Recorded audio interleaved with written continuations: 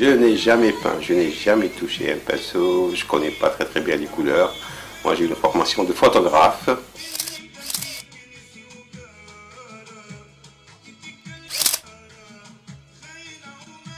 Un jour, en me promenant, je suis parti voir une exposition de deux peintres tunisiens connus.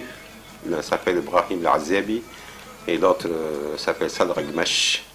Et depuis ce jour-là, j'ai commencé à faire des tests, à peindre pendant des nuits entières, à faire des bêtises, bien sûr, ça va de soi. Et puis,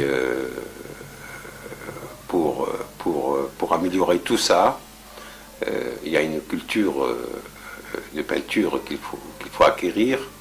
J'ai commencé à bouquiner, à voir des reproductions de tableaux, et je travaille comme épicier pour pouvoir gagner ma vie, quoi. J'ai une petite épicerie qui fait 5 mètres carrés, et voilà. Il m'arrive de peindre aussi dans mon épicerie, et je suis content que j'ai fait cette épicerie pour pouvoir survivre, quoi.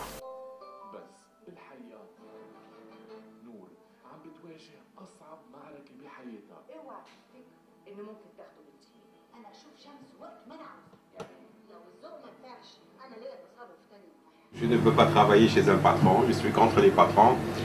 Et voilà, ce qui me fait plaisir, c'est que je peux trouver le temps de peindre en vendant mes tomates, mes épices, mes parfums, mes spaghettis, mes pâtes, des pâtes, mais des panzani.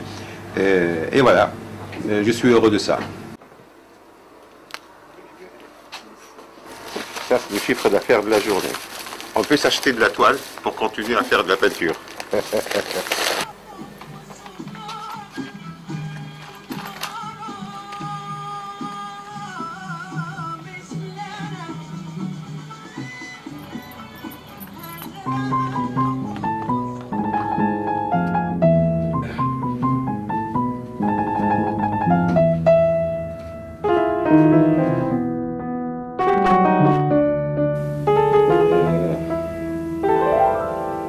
Voilà, c'est la carte de la Tunisie que vous avez ici.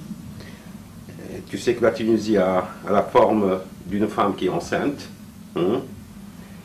Et puis, il y a cet enfant qui embrasse cette femme qui est enceinte et qui tient un drapeau. Ici, tout à fait en bas, il y a un symbole. Les gens qui me connaissent savent ce que c'est. C'est un palmier à 2 branches. Il peut exister une fois sur 1 million et qui est le symbole de la victoire. C'est ce palmier-là, celui-là. Il va comme ça, et puis comme ça. Il est tout petit, mais c'est mon symbole. C'est un peu ma signature aussi.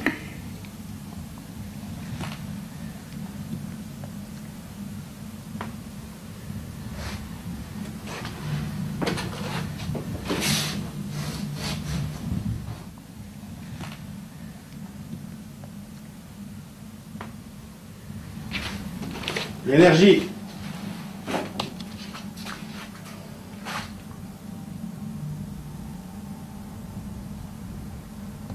Une feuille de palmier, ça? Oui, ça peut être ça, ça peut être un animal, ça peut être... Et ça, c'est parmi les premiers que j'ai peints. Ça s'appelle Afrique.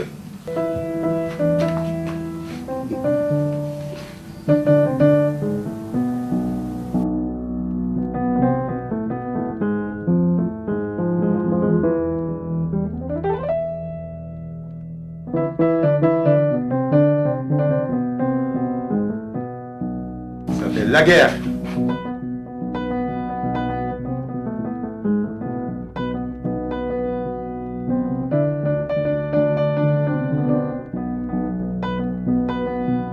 C'est presque toutes les guerres.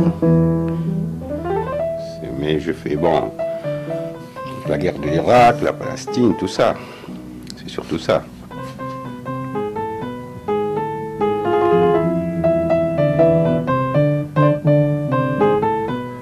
Ce sont des femmes qui crient, qui demandent aux avions d'arrêter. Les gens qui vont à l'enterrement, ils sont habillés en noir.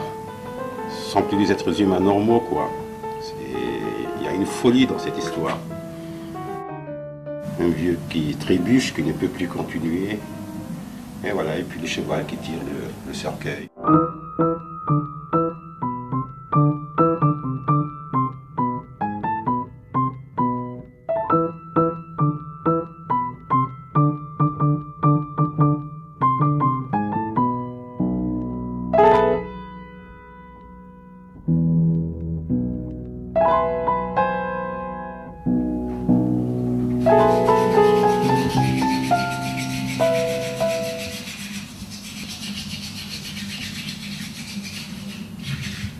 Le moi et l'autre. Le moi et l'autre. Alors pourquoi? Qu'est-ce que ça représente? Raconte. Alors, au lieu que le moi et l'autre soient unis, là on voit qu'il y a un homme, un être humain, quoi, qui tire. Hein. Il y a ici le feu. Ici c'est une ville, quoi. Un paysage. Puis il y a ici deux hommes, deux femmes, deux êtres humains qui sont l'un à côté de l'autre. Il n'est pas fini encore ce tableau puisque je dois mettre les mains qui les unissent, quoi, qui se tiennent. Puis un fond noir, ça veut dire beaucoup de choses.